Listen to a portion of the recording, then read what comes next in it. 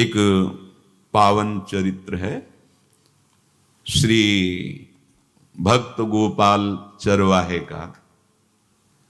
पहले ऐसा हुआ करता था कि सबकी गायें जैसे चराए तो सब लोग अन्न आदि जो है उसके घर भिजवा देते थे और गायें छोड़ देते थे। वो ग्वाला ही कहा जाता था।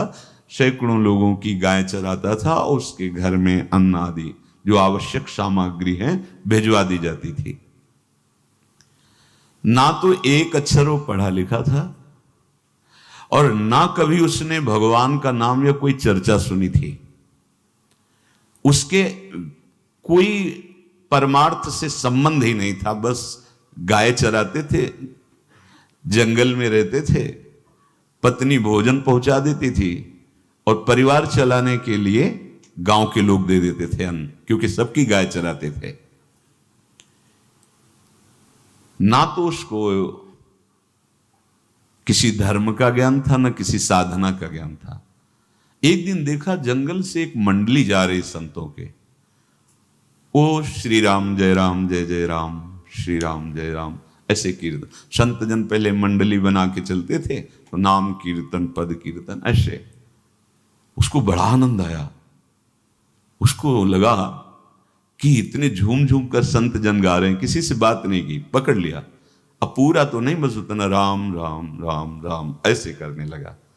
देखो कई बार कहा है यदि आप बिना गुरु मंत्र के भी नाम जप करेंगे तो नाम जप आपको गुरु तक पहुंचा देगा, क्योंकि गुरु प्रदत्त नाम भगवत साक्षात्कार कराता है। 50 वर्ष की अवस्था लगभग हो गई थी। कभी कोई तीर्थ याटन, धर्म कार्य, शास्त्र स्वाध्याय, सत्संग कुछ नहीं। देखो कृपा, विश्वास। अब वो अलौकिक ढंग से नाम में मिठास लगने लगी उसको, तो जोर जोर से कभी कभी नाच पड़ता, चरवाहा है ना, गाता, तो और जो लोग थे उसका उपहास करते। अरे नरक में भी ठौर नहीं मिलेगी, जिंदगी में कुछ पुण्य नहीं किया, ये ऐसे लोग बहुत उपहास करने वाले। ऐसे करने से क्या मिलेगा, नाम से कुछ हो जाएगा। उसने कहा हमने तो कभी सोचा ही नहीं कि कुछ होगा, हम तो ऐसे ही गा रहे हैं। पर ये लोग उपहास कर रहे हैं, क्या गलत है क्या ऐसा गाना? जब तक दृढ़ ज्ञान नहीं होता तब तक माया फिसला सकती है।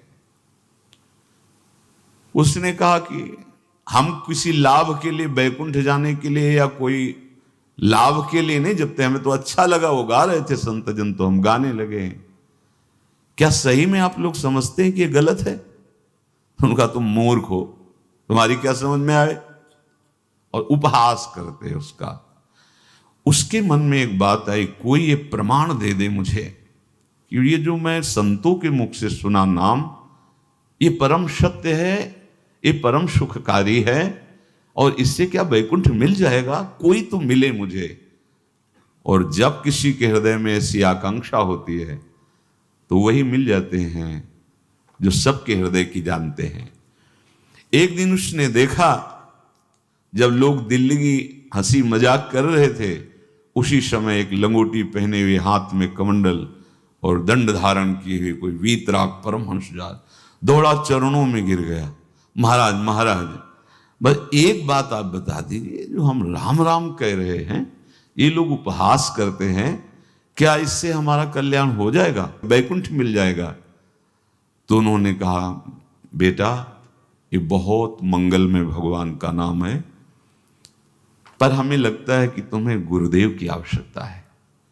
यदि तुम गुरु कृपा पात्र बन जाओ तो इन उपहास करने वालों की बातें तुम्हारे मन में नहीं लगेंगी और निश्चित तुम्हें भगवत साक्षात्कार हो जाएगा। तो पैर पकड़ लिया और कहा महाराज आप ही गुरु बन जाओ ना हमारे, आप ही हमें मंत्र दे दो। तो उन्होंने कहा हम तो तीर्थ यात्रा में हैं, ऐसा हम नहीं कर सकते, पर यदि तुम भगवान से प्रार्थना करोगे तो तुम्हारे कल्याण के लिए सदगुरु प्राप्त हो जाएगा। इसलिए जैसे कोई पूछते किसको सदगुरु बनाऊं, तुम कहते किसी को नहीं, पहले भगवान को मानो, श्री हरि को, जगत गुरु श्री कृष्ण को, फिर उनसे प्रार्थना करो कि यदि आप आवश्यक समझते हो कि सदगुरु के रूप में आप आकर के हमारा कल्याण करेंगे तो मुझे पहुंचा दो, या आप स्वयं आ जाओ। मैं नहीं खोज कर पाऊंगा, मेरी वो दृष्टि नहीं है कि मैं किसी महापुरुष को पहचान सकूं। मैं तुमसे सत्य कहता हूं, सदगुरु की जो शरण में हो गया तो उसके जीवन नौका की डांट सदगुरु अपने हाथ में ले लेते हैं। फिर उसको कोई भय, कोई उपहास, कोई लज्जा नहीं सताती। वो सुख पूर्वक इस दुखद अपार संसार समुद्र से पार हो जाता है। पर बेटा, तेरे ऊपर भगवान की बड़ी कृपा है, क्योंकि तू संतों को मानता है। तू मेरी बात पर विश्वास कर ले, अंदर से तू एकांत में रो, तुझे सदगुरु मिल जाएंगे। अब ऐसा कहकर वो अपने राह में चले तीर्थ यात्रा के लिए। अब वो खोजता, एकांत में बैठकर देखता।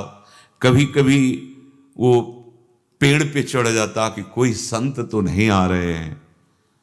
अब उसके लिए वहां भोजन पहुंच जाता, पाता, गाय देखता और बस खोज करता कि सदगुरु आ जाए, सदगुरु आ जाए। बहुत समय व्यतीत हुआ, पर उसका विश्वास नहीं टूटा कि संत ने कहा था कि तुम भावना करो कि सदगुरु आ जाएंगे। भगवान सदगुरु बन करके आ गए। वही है सदगुरु। देखा सामने से बड़े तेजस्वी महात्मा बड़े तीव्र गति से आ रहे हैं। वो दौड़ा, गुरुदेव गुरुदेव, चरणों में लौट गया। चरणों में जे ही गिरा तो एक बिजली सी दौड़ी उसके हृदय में। अब बात बन गई, गुरु मिल गए। वो खड़े हो गए। देखते ही सात्विक भाव उत्पन्न हो रहा है, आंसू निकलने लगे। देखते ही मन में आया कि जो संत कह रहे थे सदगुरु मिल जाएंगे, यही हमारे सदगुरु हैं। हृदय में उत्साह, आतुर आवाज, प्रभु मुझे भवसागर से पार करने वाला गुरु मंत्र दे दो। ऐसे थोड़ी दीक्षा दी जाती कि गली चलते दी जाए। दूंगा, जा पहले स्नान करके आ, फिर एकांत स्थान में बैठेंगे, फिर तेरे को उपदेश देंगे। बोला महाराज, मैं जंगली आदमी हूं, गाय चराता हूं, हमारा घर बार से कोई आना जाना नहीं, यही भोजन आ जाता है। संत ने कहा अच्छा स्नान करो। स्नान करके आए। एक पेड़ के नीचे, भाई मैं तुझे कुछ नियम दूंगा, कुछ शर्त। तो अब महाराज गंवार आदमी है, ना हम आपका कोई नियम पालन कर पाएंगे, ना कोई व्रत पालन कर पाएंगे, ना कोई साधना कर पाएंगे। आप देख लो हमारी हालत। 50 साल का हूं, पढ़ा लिखा बिल्कुल नहीं, कोई धर्म कर्म नहीं जानता, गाय चराता हूं। मुझसे बहुत बातें नहीं सदेंगी। अगर एक कोई बात बता दो तो प्रण करता हूं जिंदगी में प्राण त्याग सकता हूं, पर एक बात, कोई एक नियम कोई दे दो। हमें बहुत नियम तो नहीं समझ में आएंगे, एक कोई बात बता दो कि ऐसा कर लेना और मंत्र जपना, तो हम प्राण त्याग सकते, पर आपकी आज्ञा उल्लंघन, पर बहुत हम बातें नहीं मान पाएंगे क्योंकि हमारे इतना ज्ञान नहीं है। गोपाल के वचन सुन करके बहुत प्रसन्न हुए संत भगवान।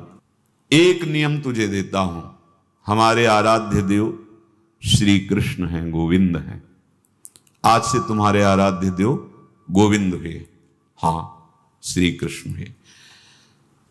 बिना उनको पवाए तुम्हें पाना नहीं है, बस यही तुम्हारे लिए नियम है। तुम्हारे पास जो आवे, सूखी रोटी, दूध, छाछ, जो भी, बिना उनको पवाए पाना नहीं है। सीधा सरल आदमी। गुरुदेव प्राण चाहे चले जाएं, बिना उनको पवाए आज के बाद कभी जिह्वा पे कुछ नहीं जाएगा।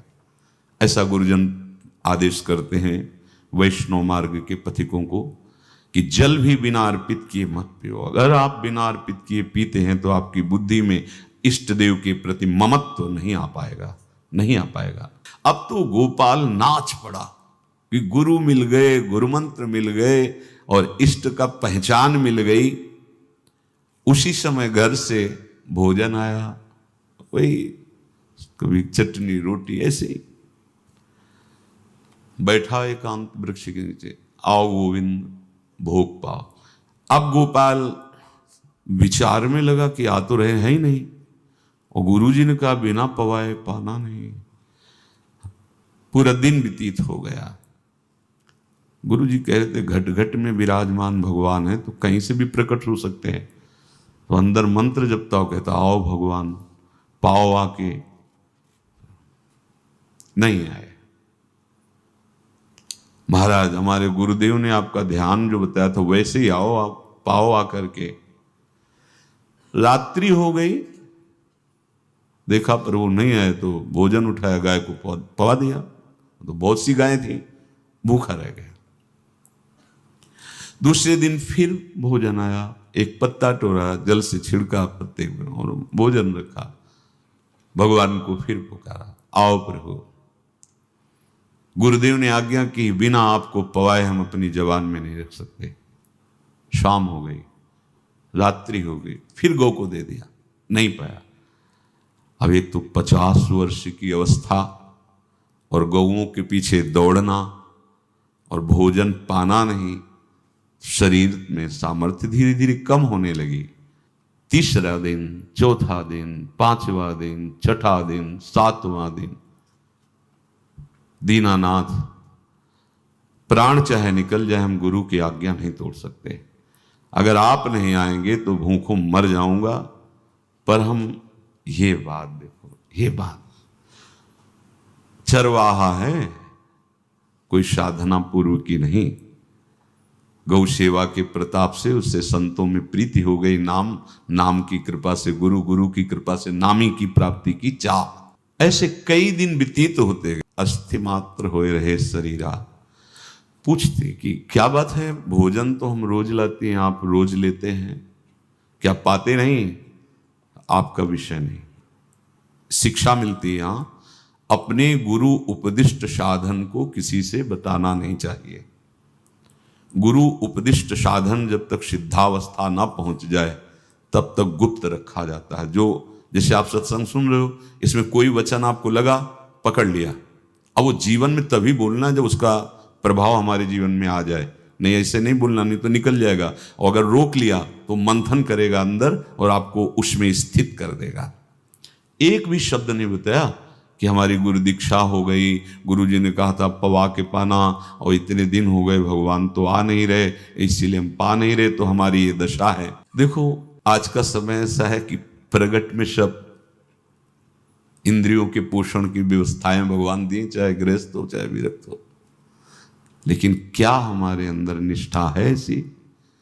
सबरी जी जब उनके गुरुदेव पधारने लगे तो चरणों में रो के गिरे कि प्रभु, इस पूरे विश्व में मुझ अधम को सिर्फ आप ही प्यार करने वाले हैं, आप ही ने दुलार करके मुझे रखा, नहीं सब जगह ठोकर मिलती, कोई भी संत महात्मा हमारी तरफ देखना नहीं चाहते, और प्रभु आप जा रहे हो, आप कैसे जीवन?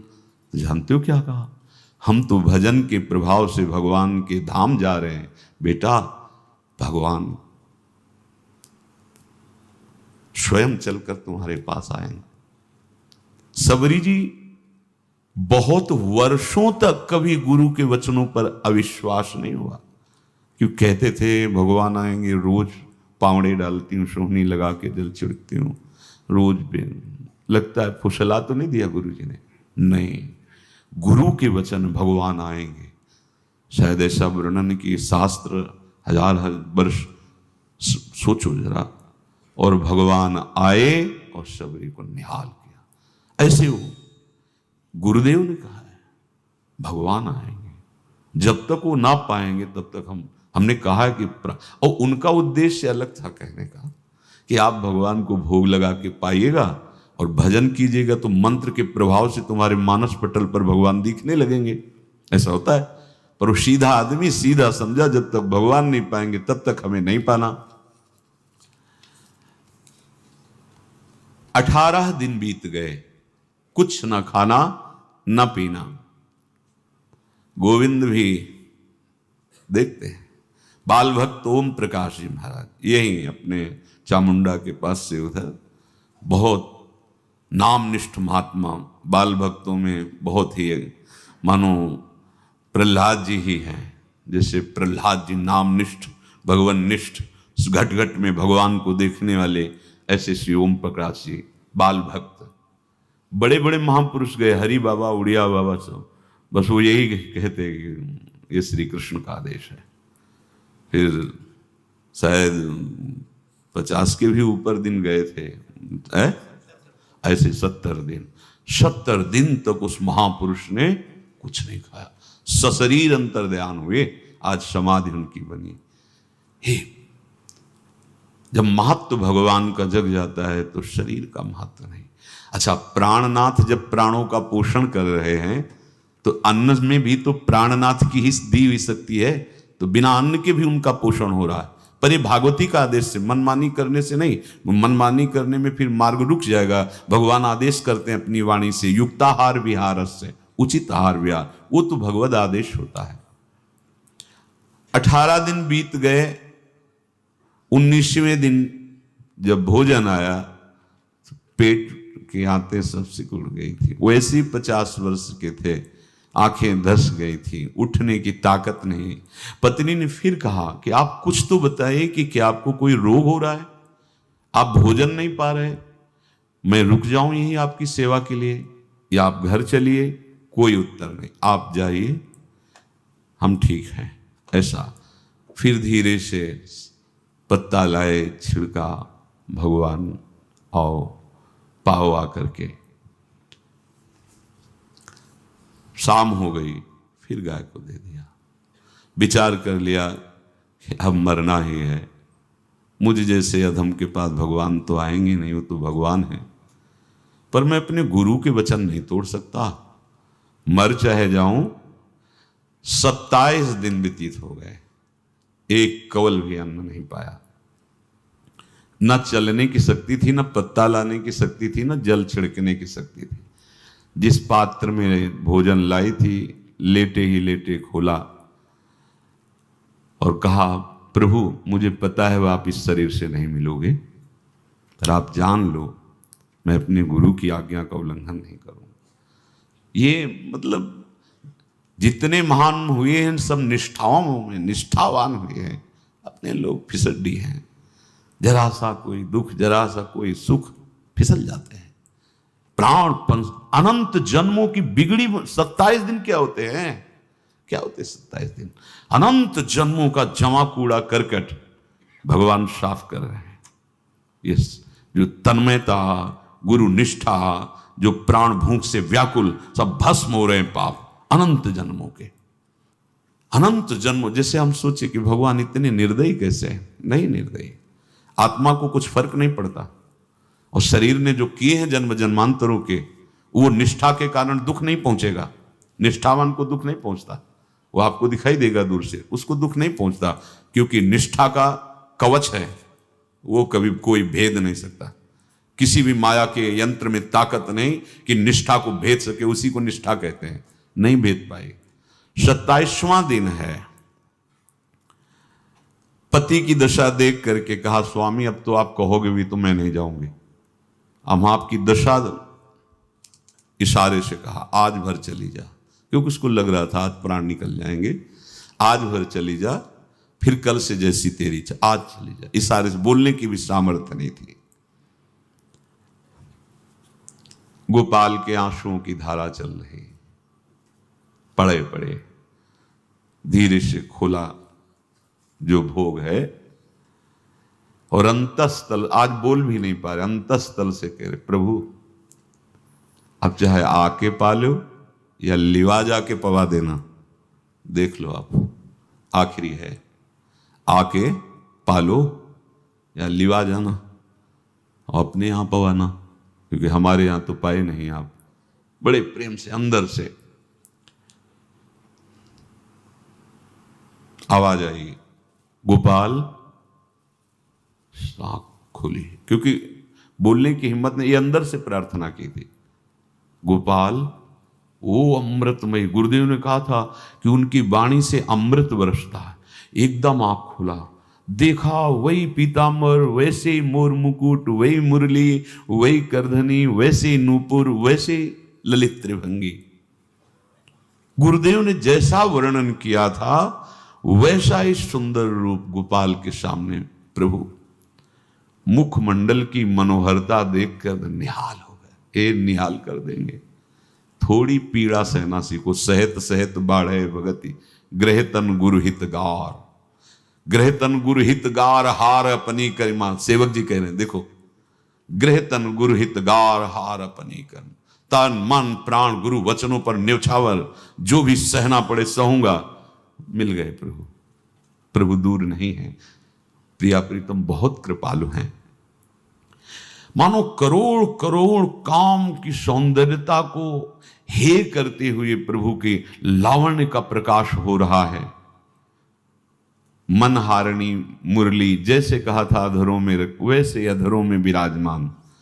अच्छा, खास बात ये, ना कोई गाय देख पा रहे, नहीं कोई और चरवाहा देख पा रहा है। ये भगवान, जैसे इस सभा में किसी से बात करें भगवान, किसी से मिले तो पास बैठा व्यक्ति भी नहीं देख पाएगा, ना जान पाएगा, क्योंकि प्राकृतिक इंद्रियां, प्राकृतिक शरीर, और वो चिदानंद में, वो तो जिसको दर्शन देंगे तो पहले दृष्टि प्रदान करते हैं।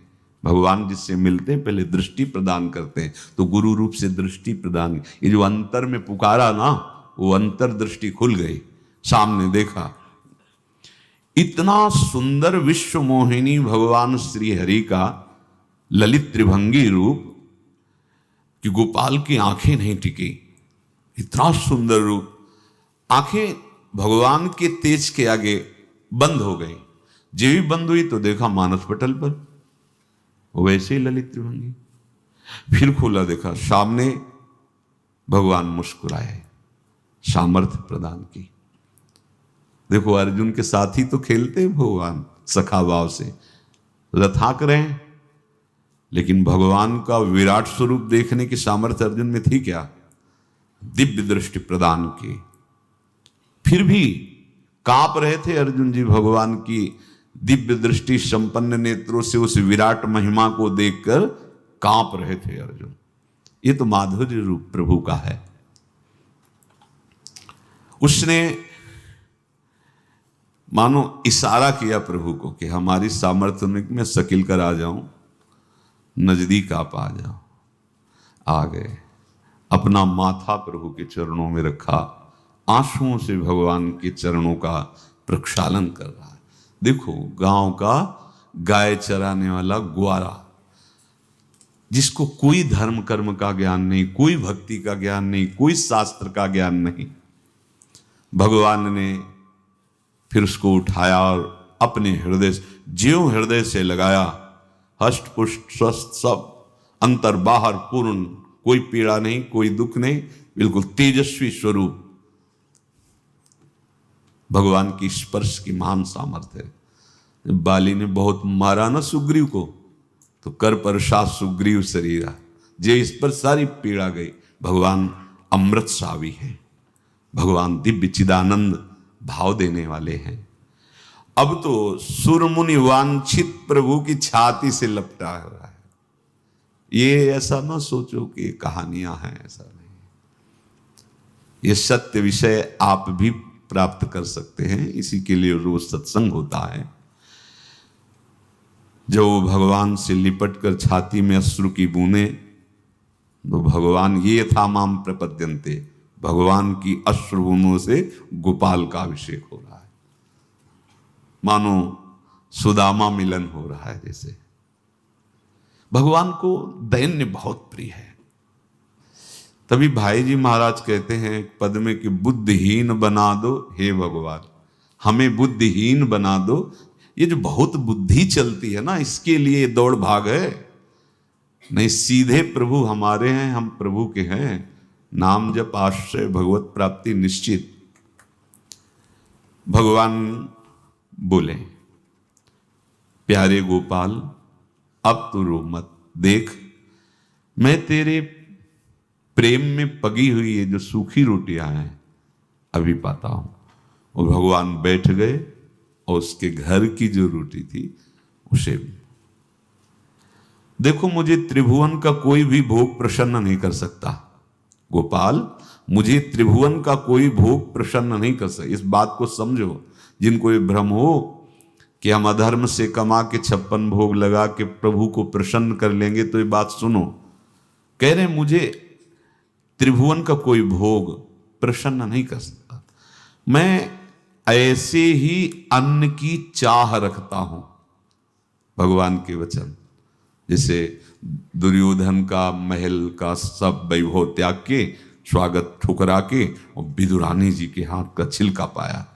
मैं ऐसे ही अन्न की चाह रखता हूं, भगवान कहते हैं, बलिहारी है। कभी प्यार से एकांत में रो के इनको पवाना सीखो। भले आप इतनी कटोरी में सब्जी, 2 रोटी, और अगर दैन्य भाव से कि नाथ कहाँ आप और कहाँ, कैसे आपको पवाएगा, जो छवि है ना, पंखा करते जाओ ऐसे, बीच बीच में जल पिला, देखो ना, ये था माम प्रपद्यन्ते तास्तते भजम। आप जैसा मानोगे वैसा ही वो व्यवहार करेंगे, पक्का समझ लो। गोपाल जो सच्चे हृदय से मुझे पुकारता है, मैं अवश्य उसको मिलता हूं। जो प्रेम पूर्वक मुझे पवाता है, मैं अवश्य उसका पाता हूं। पत्रम पुष्पम फलम तोयम ये में भक्त्या, भक्ति पूर्वक जो पवाया। भक्ति पूर्वक का मतलब दैन्य। अभक्त में अहंकार होता है, देखो ये किया मैंने, वो भगवान स्वीकार नहीं करते। वो आपका शुभ कर्म बन सकता है, अब वो भी धर्म से कमाई की है तो, पर भगवान की प्रसन्नता का हेतु होगा दैन्य। जहां भी देखो हमारे स्वामी को, जहां भी देखो दैन्य में बिके हुए पाए गए, दैन्य में। और ये दैन्य किसी बाजार में नहीं मिलती, ये दैन्यता बनावटी नहीं होती, ये वस्तुतः हृदय की होती, भगवत प्रदत्त ही होती है। पर जो संत सदगुरुदेव की आज्ञा का अक्षरशः पालन करे तो इस दैन्य का निश्चित प्रादुर्भाव हो जाएगा, अहंकार गलित हो जाएगा। वत्स, मैं किसी भी वस्तु का कभी भूखा नहीं हूं। मानो गोपाल के बहाने से हमको समझा रहे हैं, क्या चाहिए भगवान को, क्या चाहिए? कुछ भी कर लो, माना कि तुम तात्कालिक वर्तमान दुख को मिटा सकते हो, तात्कालिक, लेकिन संपूर्ण दुखों को मिटाने के लिए हरिनाम गरज रहा है, राधा नाम गरज रहा है। आपसे प्रार्थना है, समझो इस बात को। कलयुग केवल नाम आधारा। देखो, सुन के राम राम शुरू किया, मिल गए सिद्ध सदगुरुदेव, दे दिया मंत्र, बता दी निष्ठा, और मिल गए भगवान। और भगवान कह रहे हैं, अब तेरे जीवन में कभी दुख का लेस नहीं रहेगा, तू अब घर जा, अब किसी की गाय चराने की जरूरत नहीं है, कुल परंपरागत तेरे लक्ष्मी बढ़ती रहेगी, तुझे कुछ करने की जरूरत नहीं। देखो, बड़े बड़े सोने के पहाड़ किसी सुनार ने बनाए क्या? प्रभु ने तो बनाया। भगवान हंसते हंसते समझ ही नहीं पाए और अंतर्धान हो गए। अभी गोपाल कुछ अपने मन भर के देख नहीं पाया था, कह नहीं पाया था, भगवान अंतर्धान हो गए। अब तो चिल्ला चिल्ला के रोने लगा और विवश होके आंख मूंदी तो देखा उसके मानस पटल पर छाए। अब तो राजी हो गया कि ये मेरे प्रभु ऐसी जगह विराजमान हो गए, कोई देख नहीं पाएगा, हम रोज बात करेंगे, रोज दर्शन करेंगे। नारायण या गौर श्याम को हृदय निकुंज बसइए। तो इसलिए धैर्य धारण करके, कितना भी कष्ट हो, अब पीछे मत हटो, फिसलो मत। माया अपने पार्षदों को भेजेगी। प्रभु का चिंतन छूटे वो कुछ भी स्वीकार नहीं। प्रभु का चिंतन होते हुए जो हो रहा है उनका सृष्टि का कार्य है, जो जो जिसको सेवा दी हो रहा है। हमारा प्रभु का आश्रय अगर बदला किसी व्यक्ति का आश्रय या किसी अन्य का आश्रय, बहुत घाटा हो जाएगा। अपने इस मन को देखते रहिए कि प्रभु को प्रथम नंबर में रखता है या द्वितीय नंबर में। हमें तो लगता है हो सकता है चौथे पांचवें नंबर पे रखता हो।